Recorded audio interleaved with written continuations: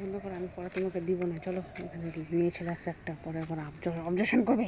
হ্যাঁ করবে, দেখছো? আরে আমি তুলছি তো, পরে পাঠাবো না তোমার মোবাইলে। কি না কি খারাপ ভাবে এখন মেয়ে ছেলেটা বসে দেখতেছে।